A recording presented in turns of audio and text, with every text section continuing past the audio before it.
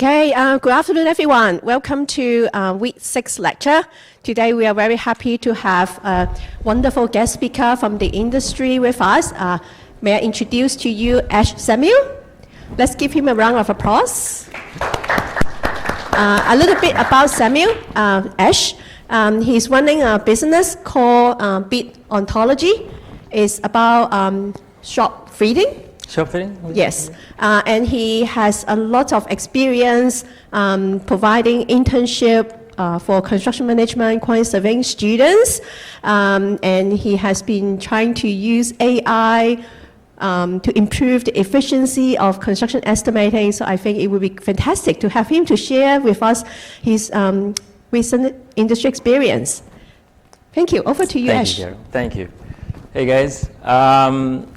Just a bit of introduction.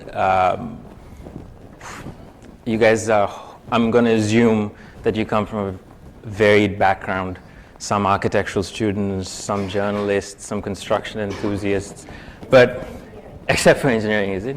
Yeah. Well, yeah, engineering I was hoping would be one of the things that we could speak about. But so a little bit about ourselves. So we're called BID-ONTOLOGY. BID meaning offer or proposal, and ontology, the study of that subject and everything that connects within that universe. So we are in the shop fitting sector of construction. So construction is very, very big. We specialized in shop fitting, so anything to do with the inside of the buildings. What I want to share with you is something that I stumbled on by accident because I didn't like the industry and I didn't like the role that I was playing in the industry. And I just did the work and we understood a few things, and then the idea was that we think estimating and putting a proposal together in terms of costing something could be the core to solve a lot of problems within the industry. So we tried it with shop fitting. So shop fitting is one of the industries that makes a lot of margin, but estimating is not something that they think about. It's always the last department. It's a neglected department within that industry. It happens mostly. Not every company is like that, but that's how it is because it's to meet, the need to just put estimates out and price things. So we'll go over whatever I've planned for you guys, but the idea is to get you to start opening up perspectives and making connections to the subject. So if you've done some estimating before, if you understand estimating, or if you understand quantity surveying, or if you understand construction, in whatever language or perspective that you have, I'm asking you to broaden that perspective some more, and hopefully at the end of this, you'll walk away with something that's going to be very useful, and we'll all make the industry better and a happier place. But yeah, so BID-ONTOLOGY, that's who we are. If the clicker works, we'll see. Yeah, so while that's loading up, we're going to start with this. This whole thing is going to be a story. So we're going to start from where it makes sense for construction. So I'm just getting you guys to start thinking and expanding construction beyond where you are. We're in construction 24/7. We go through our roads and we live in buildings. We forget that we're in something that was imagined and something that was constructed and something that doesn't really exist. It's all something that was thought of. Right? And this is an important part of what I'm trying to say. And the picture that you see there is an actual thing that happened way before our time, many years before our time. So we're saying construction happens. It will happen after our time here is done. It will continue happening. So just going to come back. I don't know if you guys can see this, but just this timeline. So we're going to come back to it. What I'm trying to describe is there's a past and there's a present, and that's where you are. So just remember that that's all you need to understand. We'll come back to this timeline because it's important to the story. But we're going to go back into the past, and we're going to see if this makes any sense, and if you guys can start getting the story together. So we're going to go in the past about 10,000 to 15,000 years from when humans started constructing. So 10,000 to 15,000 years. I want to stress that.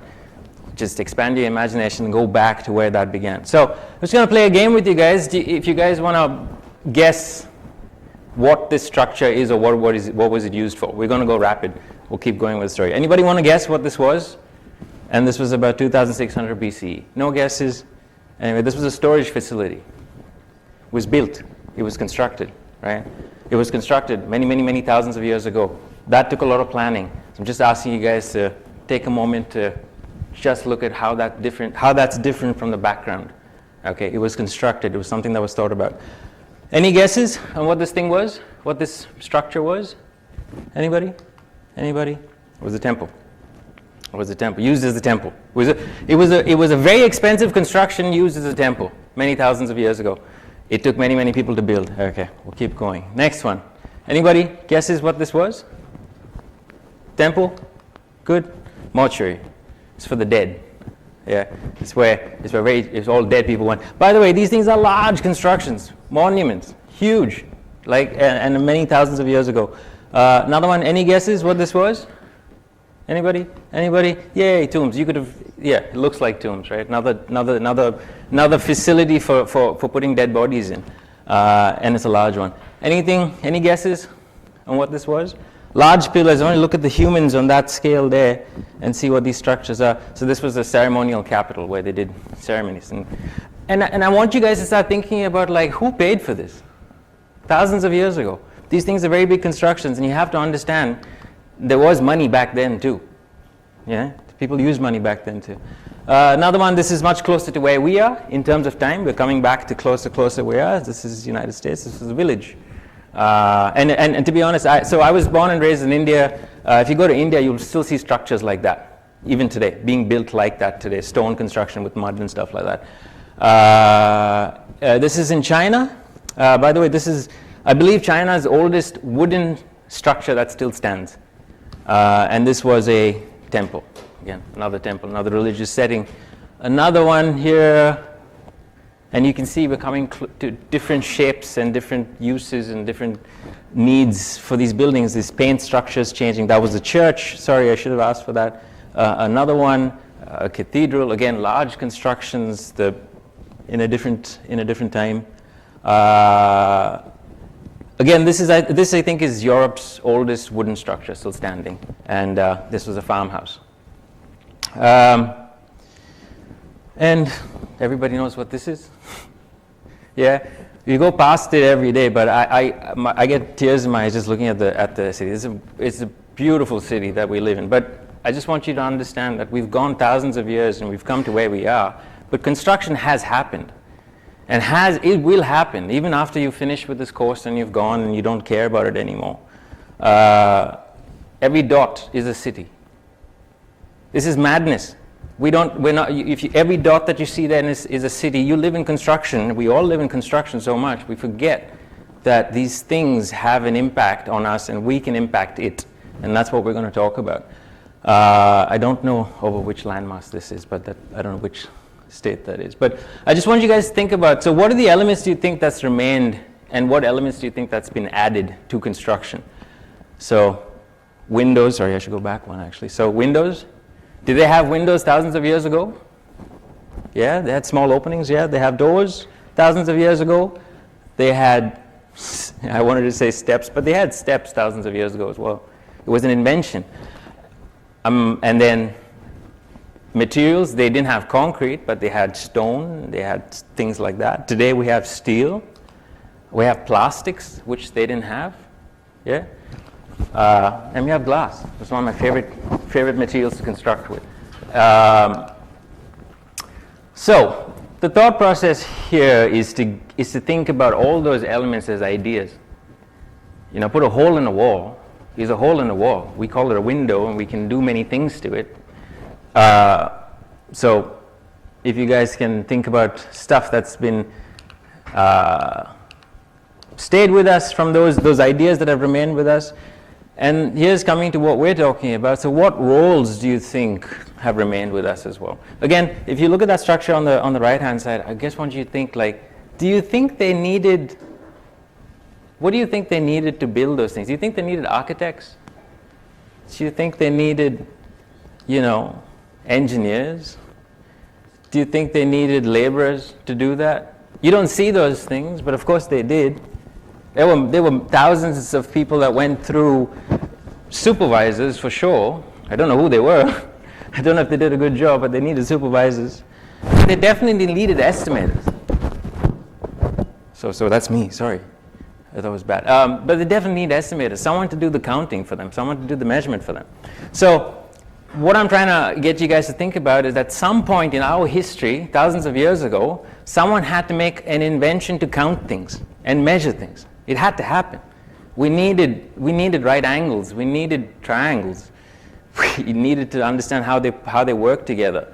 And do you think, I'm asking the question, I don't know the answer to this, do you think that estimation created the math to count? Maybe. Maybe that wanting to know how much to build or how much stone to put together might have actually pushed the boundary of mathematics. Maybe. So we're just coming back to our timeline again. I'm just presenting a few things there. You guys have seen plans, so the scale is 1:1 time on the x-axis, and you're there in the middle. And I don't know if you can see this, but if you, let's just say 20 months in the past, you get a project that comes through. And it never happens in our industry, it never happens. Shop fitting, we get a drawing yesterday, they want to construct it today. But I'm just saying, imagine that an idea or design has come up, like the client has come up with an idea 20 months ago. I was gonna ask you, but now that you've seen it, I'm gonna ask you guys, where do you think an estimator or quantity surveyor should come in that timeline? You already saw the answer. I'm just saying, so I was gonna ask the question, and if I did it tactfully, I was gonna say 20 months in the past, someone comes up with an idea, and I'm asking the question, when do they meet a quantity surveyor or an estimator? When do you think they should? And I was gonna ask you and see what you guys thought. But does anyone agree or disagree with where the estimator time or quantity surveyor should come in? So if I did complexity on the y-axis, and I know this might be boring, but just stick with me for a second.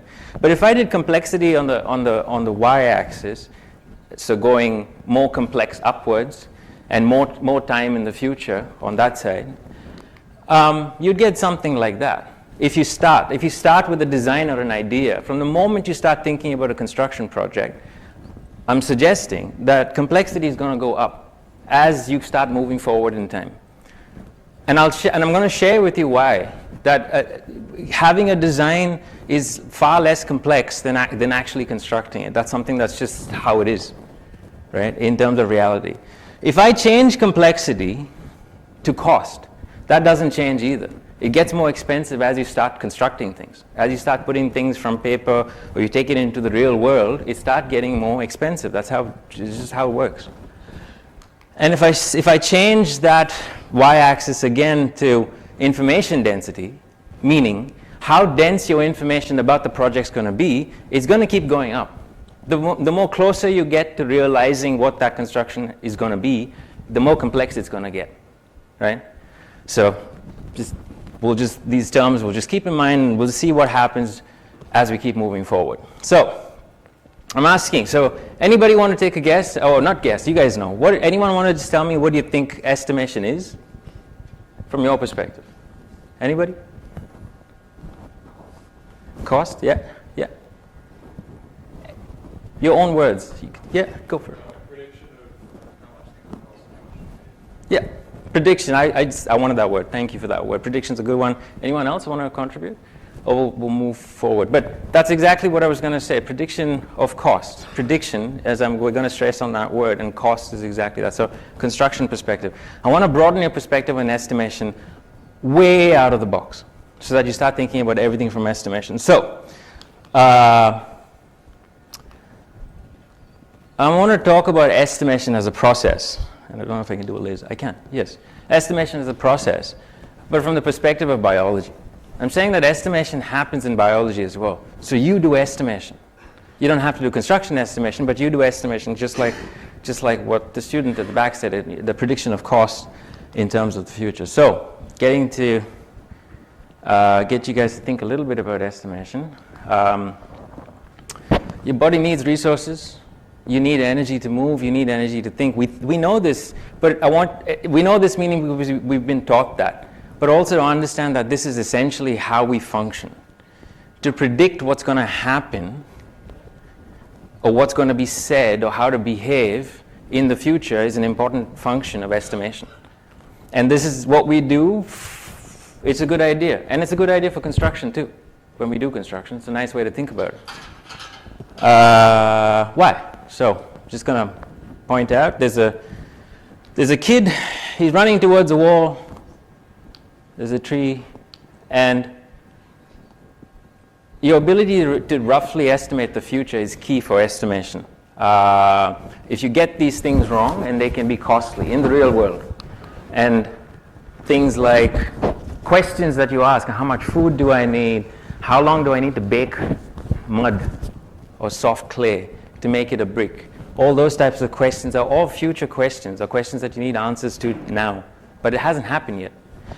The ability to complete someone's sentence is also a prediction of the future, but I don't know if you guys can see it and if it's too bright, but there's an image there and there's an image there. These things happen all the time, especially when you're drunk. Oh, sorry. But when you're under the influence of something, these things happen all the time to all of us. So you see a rope, you think it's a snake. All of those things that happen to us and we don't know the right answers to in our daily lives is a function of estimation.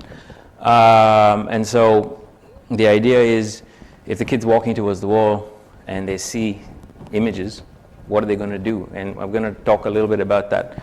But yeah, which organ do you think is responsible for estimation in your body, and what do you think is estimating? Anybody? Yeah? Someone said brain? Yeah, that's exactly right.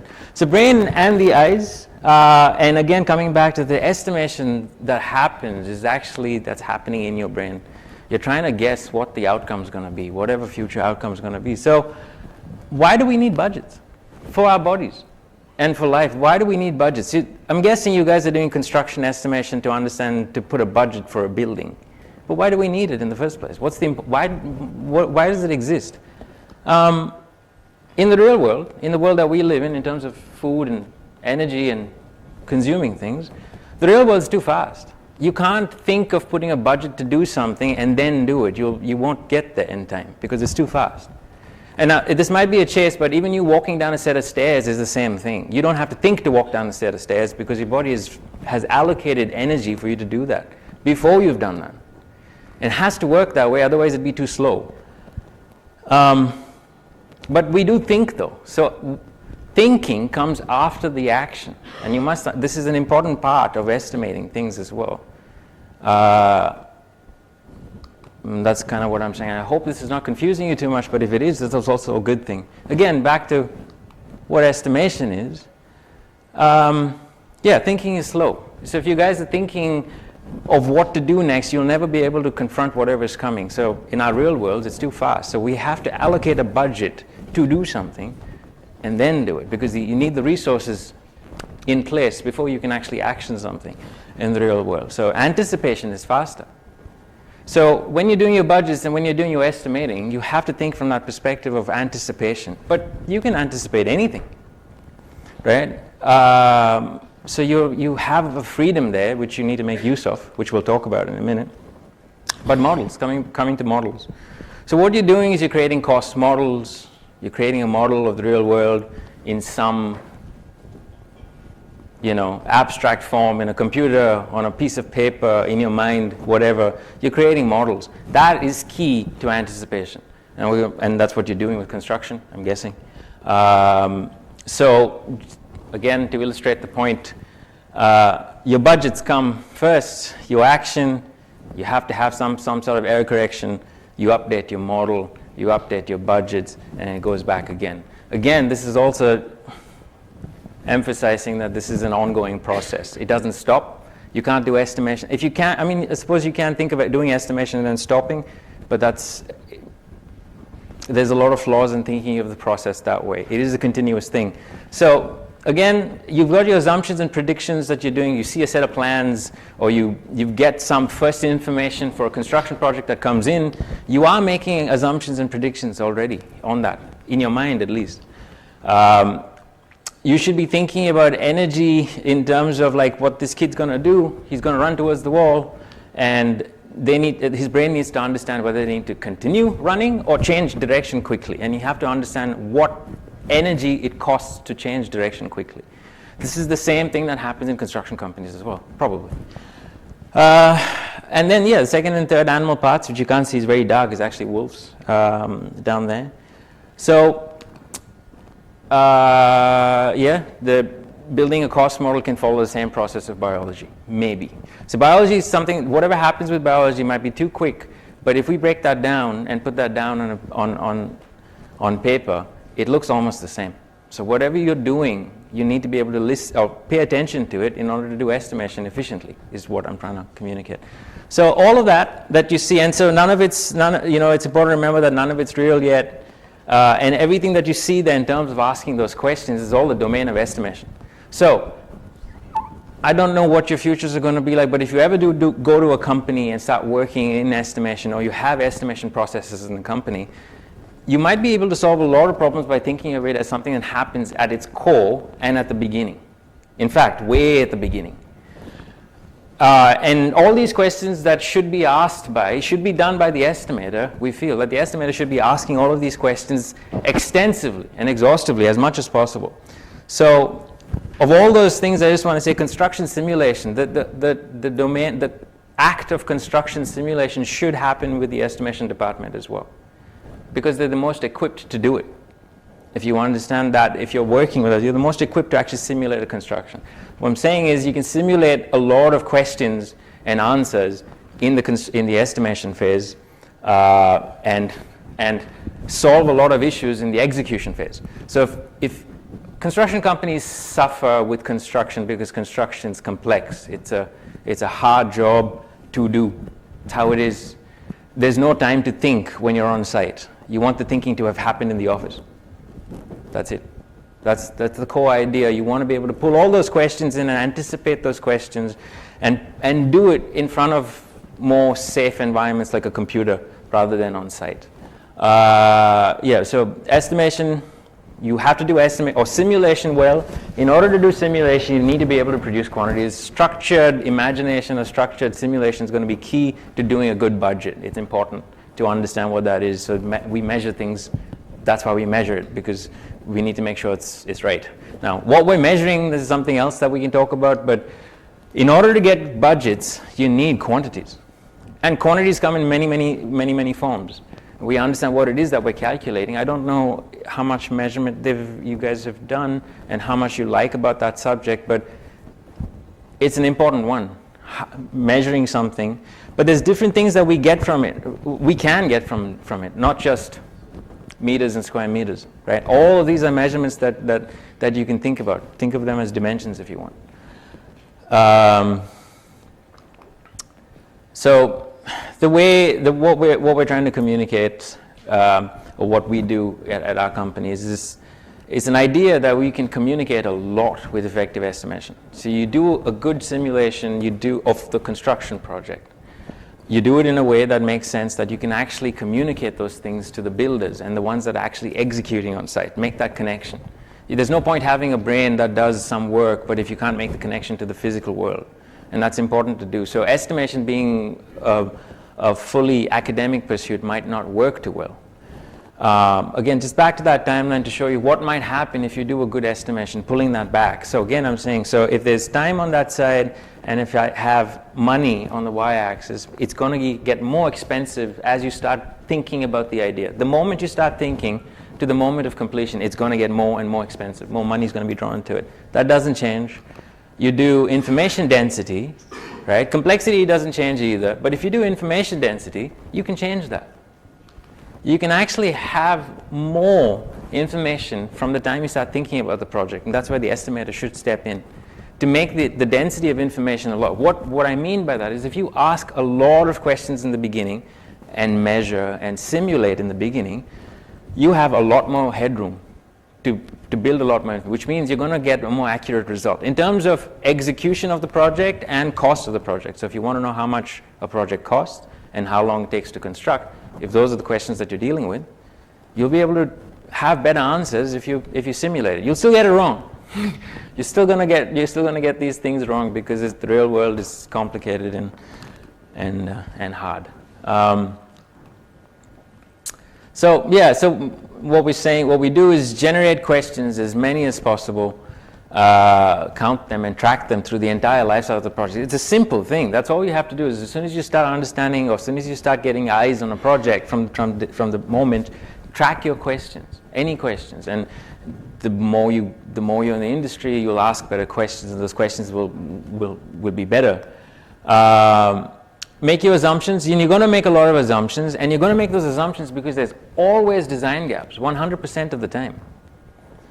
This is an important point, which is all designs that come through have design gaps. They don't translate to construction well at all. There has to be some connections made. We've never come across a plan that's perfect. That's exactly what you need to do. It never works that way. So to do them, you need assumptions. But when you make the assumptions, you need to know what assumptions you're making and track them. Make your assumptions, whatever they are, and then track them through the entire life cycle of the project. Don't lose them after you've made them. And then increase the information density. So with ordered information, so you start counting things and calculating things and asking the right questions, like, can this be built? That's a question an estimator should be able to ask from the moment you see a set of plans. If a certain structure or a certain element is being drawn up, you must be able to ask the question of, can it be built and how is it going to be built? Those are the important, that's buildability questions that you're asking for. And then you measure, but you measure your unknowns, and we say this at what we do. So measure like you were cutting and installing on site, like you were the builders. You need to be measuring at that level. Now, it's hard to do, and it's too time consuming, but we're saying that's how you should be doing it. And then simulate it. So connect all your numbers and all this information and this data that you're getting, but you can do it in the most simplistic ways, and I'll show you how we did it. You don't need expensive softwares to do it. You just need the idea to connect your numbers to something that's visual, and this is important. Why? Because you've made mistakes on your calculations or whatever you've done. You've made mistakes. You want other people to check your work. It's going to be easy for them to check if you connect them visually. And that's an important part of estimation. Again, we're estimating so that we don't make mistakes in the future, which means we simulate the mistakes now, and that's what we're trying to do. And everybody needs to be able to check that work. So identifying scope. This also includes identifying design gaps. Design gaps are the norm, and that's what I was saying. So I wanted to do a case study, but I didn't know if you guys would be interested in seeing black and white plans. But I just give you an idea of what a design gaps look like. So you've got a shop front sitting here. This is a shop front. You've got glass. You've got sliding door.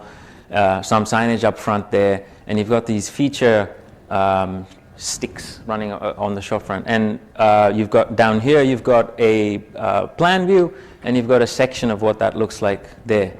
I just want to so when the designers draw it up, they have a good idea of what it should look like, but these things might not be able to translate. Now, if you pick it up early, it's going to save you a lot of time. It's going to save you a lot of stress, which is why estimation should pick it up, for sure. And this is a simple one; anyone can probably pick it up. But what it is they've drawn these planks of wood there, which look like, if you look down here, you can't zoom in, but that's 150 mil. And then behind those little strips of timber, there's louvers there.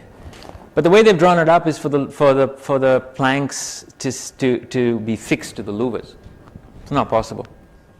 We can't fix planks to existing louvers. The structures won't work. So which means the entire thing needs to be redesigned in order for it to work. And I hope that made sense. But what I'm saying is you can pick up these things in the beginning. These things happen all the time. So you should be the person constructing on site, in your head or on your computer from the moment it comes to you.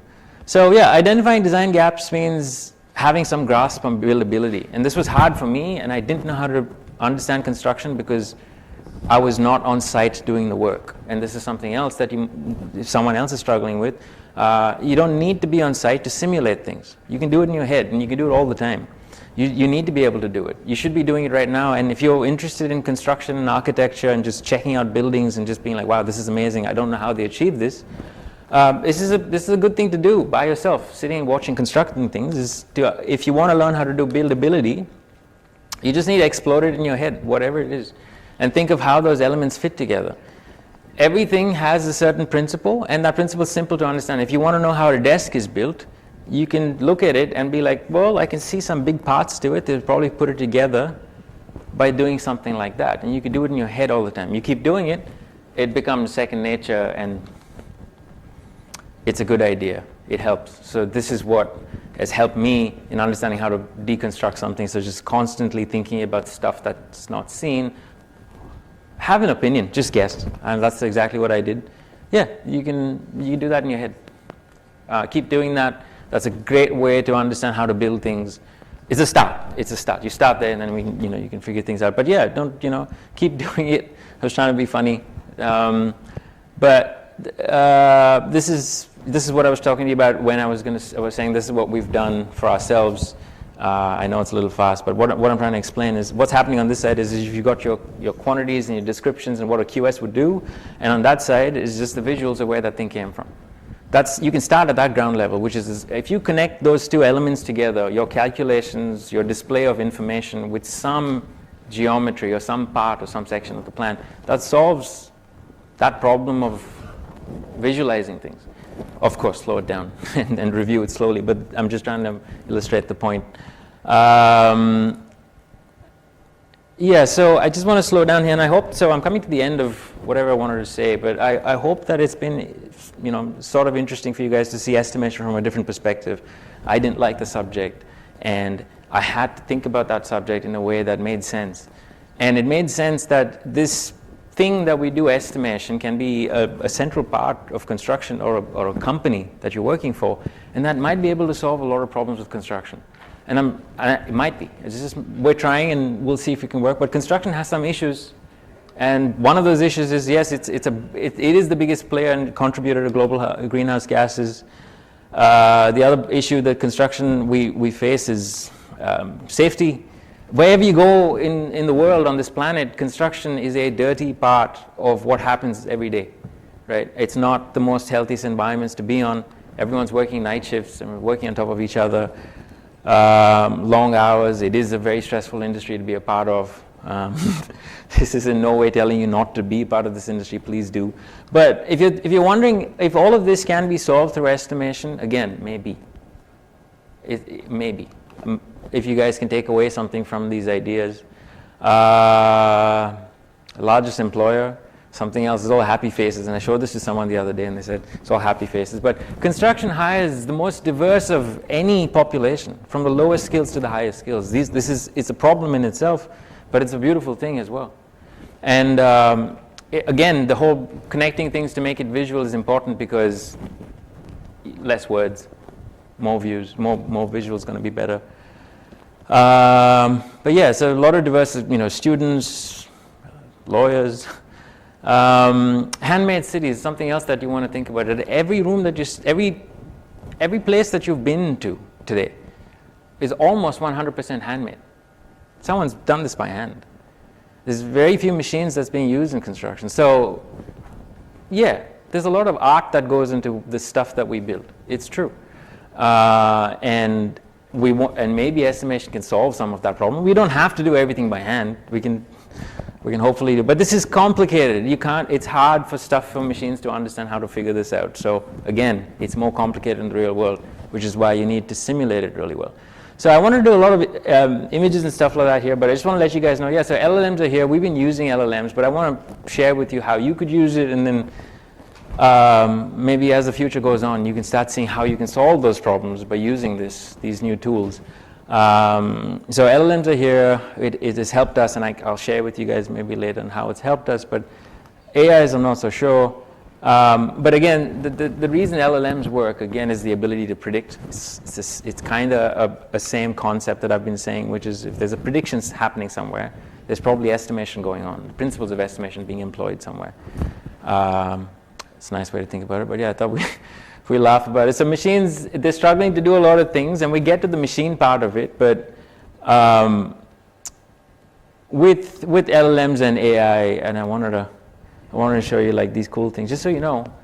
I don't think that video is right. I don't know if you guys are paying attention to that, but the way that thing's cutting that piece of stone, and then at the end video, I was like, that doesn't make sense if you watch it. I don't know if I can play it again. Or maybe I'm not seeing it right, but that's not, I don't know if you saw that, but. Anyway, so this thing's playing on fast, but I just want to show you guys how we're using the LLMs to help us. We've been using the chat GPTs and all of those new softwares, new GPTs that are coming out to help us. We've been trying to achieve like some supplementation for human work that we're doing. So whatever the people have been doing, we've been trying to get these LLMs to help us with in simplistic ways. Maybe not anything that helps with money, but because of what I was saying in terms of information density, the LLMs allow you to increase that a lot more. So the difficulty in producing information density is that it's a lot of work. If you have to break everything down into its nuts and bolts, again, which is what you should be doing to get better estimates, it's a lot of work, which is why people don't do it. And if you start getting into the industry, it feels more and more like that because it's a lot of work to do. But that work now can be done with LLMs. Just to give you an idea on how you can use LLMs to create more information density in the beginning of the project. It depends on how you measure a project and how you take it through. But I'm not going to explain numbers to you guys, but yeah, you can, using LLMs can make it valuable to increase the information density at the beginning of a project. Some success stories and what we have by thinking about estimation. Before LLMs and before the whole GPT things happened to us, the success that we were trying to figure out with estimation is if you do estimation from first principles and if you do it well, and if you make it so that it's transparent as possible, it relieves a lot of fights, stress, and arguments that we tend to have on a construction project. These arguments and stressful things that happen on a construction project, you can alleviate them by doing good estimation. I'm also asking the question, which is maybe if you did estimation better and better and better, maybe some of the construction industry suffering can be alleviated. Right? If we can solve an argument that was supposed to happen on site through estimation, then maybe you could solve a lot more other problems. And yeah, it's something that I'm interested in thinking about. But yeah, so something that looks as beautiful as that must not be stressful to build, but it is. It's just how it is. If we think about this in different lights, we'll be able to do better simulations. And you have, imagination is key. And thank you. That's pretty much it. If do you guys want to have any questions you guys want to talk about? Or Question from the floor. No? Shut them. Confused. Enough. Yeah, there. Before you had, you split the estimation, the weighting the estimation in the period. Do you think if, you reverse engineer that with cost or fixed budgets, then maybe estimation should come in earlier to make sure things come in at a certain budget? You know what I mean? Yeah.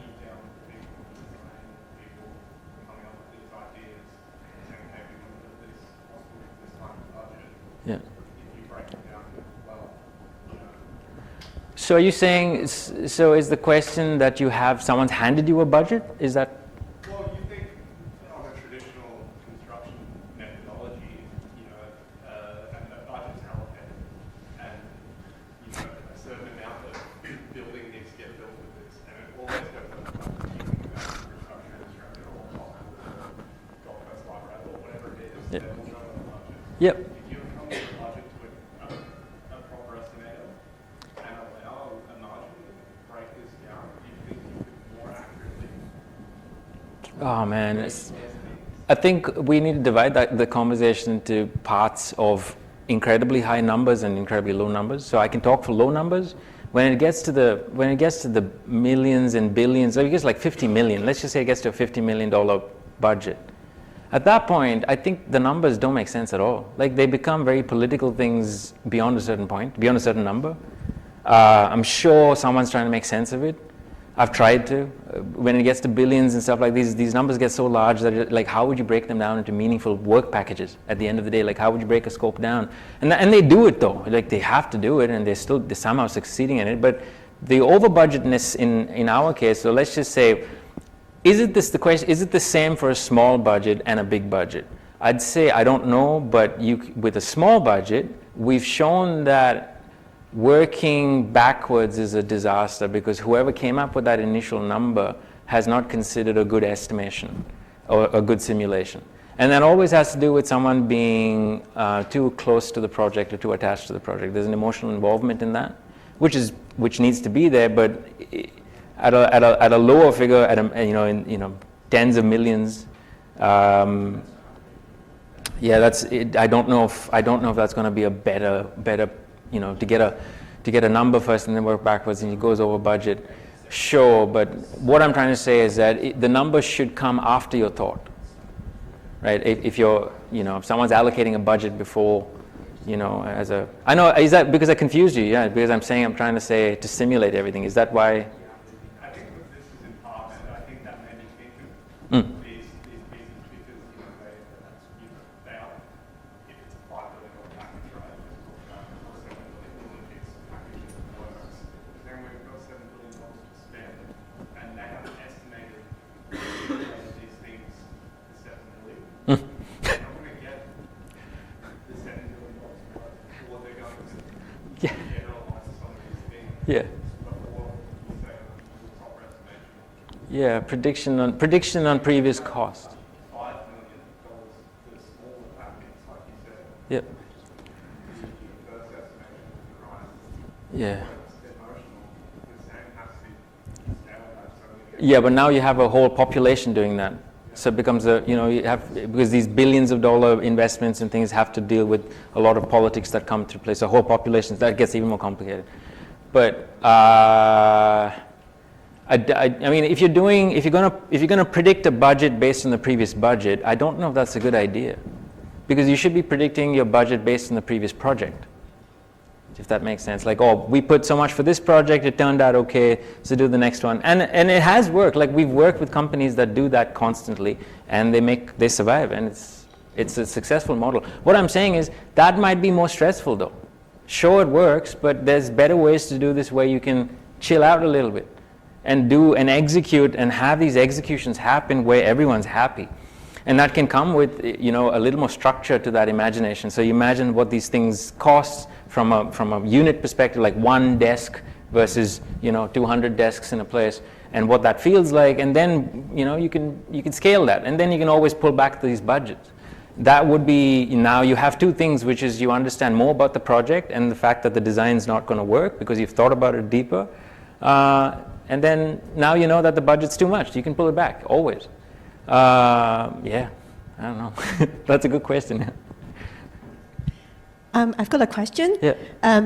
Your company specializes in shop fitting, and a lot of actual work would have to be done overnight, in the night time. Yeah. So how does that affect your estimate? Is it more expensive, and the night shift, productivity, all these would be slightly different, I guess? Yeah. Can you share a little bit about this? Yeah. So night works. Australian skill. For me, I want to say, like, the skill level in Australia is amazing.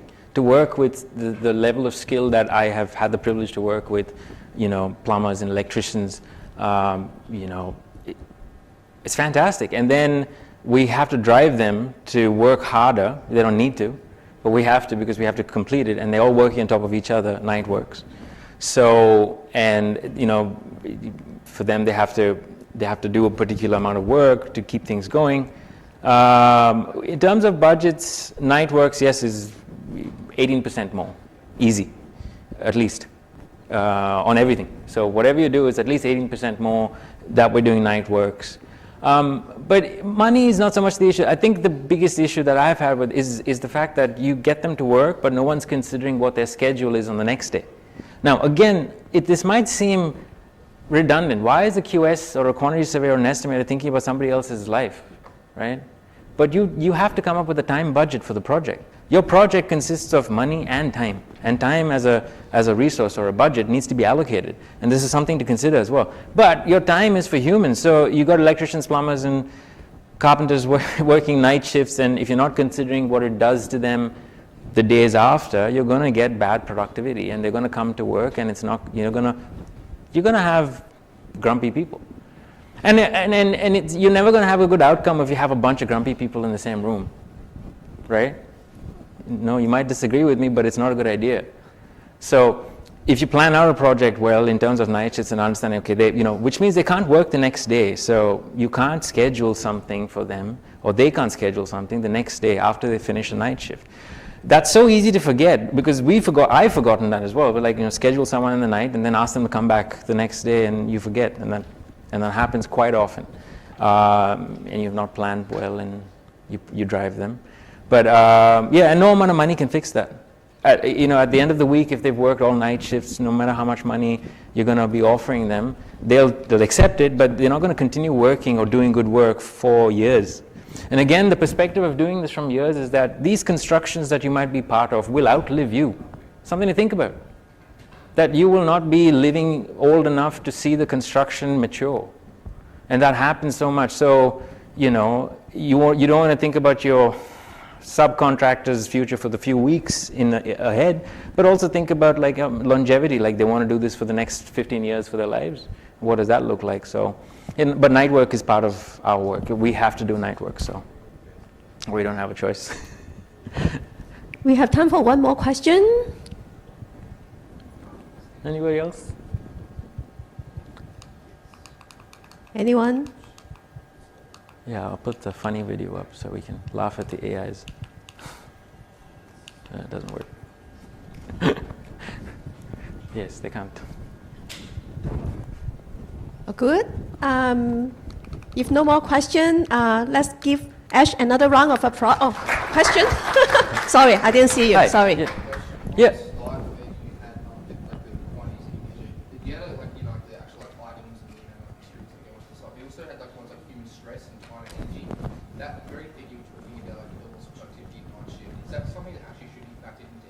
Yeah. Is that actually factored into estimation? So We try to, yeah. You can though. So you can do whatever you want. Remember, this is your imagination. Now I'm getting you guys to start thinking about from an estimating. Estimating is imagination, so you can imagine anything, but you must be able to translate that to measurements. So there's some structure to your imagination because you can have dreams and weird imaginations, but that needs to translate. And the way we translate it is through numbers.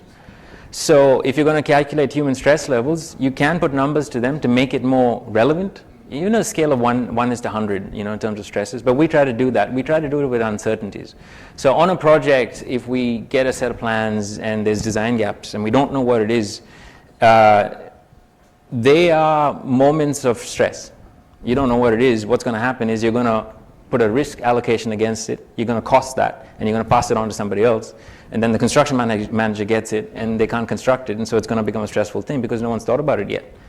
But yeah, so we do uncertainty calculations, and we calculate how uncertain or how risky a certain part of the project is, and we give it a calculation. It's based on money and a percentage. And that percentage adds to the scope of work. So it reduces the quality of scope of works if we have more risks and uncertainty on it. So that way, yes, we can put some money aside for stressful stuff, but also tell the client that because we don't have this information in your designs that's missing, we've charged you more. We're telling you we charged you more because, the stresses we're going to deal with, and we have to come up with better ways of dealing with it. And then if they want a cheaper price, then they give us more information. If you want a cheaper price, then tell us why this column doesn't meet the pad footing, or why is it drawn this way, all these questions that we need answers to. I know you have too many emails, but you want a cheaper price, give us the information. It's as simple as that. But yeah, estimating, you can, that's just saying, you should be able to simulate anything and ask different questions. But in my experiences, when I was working for companies, they didn't like the fact that I was asking them why we did certain things or calculated certain things. Though they had structures to what they did and they stuck to those structures, which was fine. But for me, I'm like, well, if you can ask better questions, maybe we can solve better problems. And these problems keep coming. And you'll see this, like in construction, there's a pattern to these problems. It's the same problems, it's not new problems. Again, we've been doing this for thousands of years. They had the same problems too. Yeah, and we'll continue having these problems too. But yeah, it's the same problems, I guarantee you. If you see the pattern, maybe 10 years from now, reach out and come talk to me and be like, yeah, you know what? 10 years, it's been the same problems. It is the same problems. They had night shifts too. Yeah. Yeah, excellent. Thank you. Yeah. Let's give him a final round of applause. Thank you, guys. Thank you. Thank you.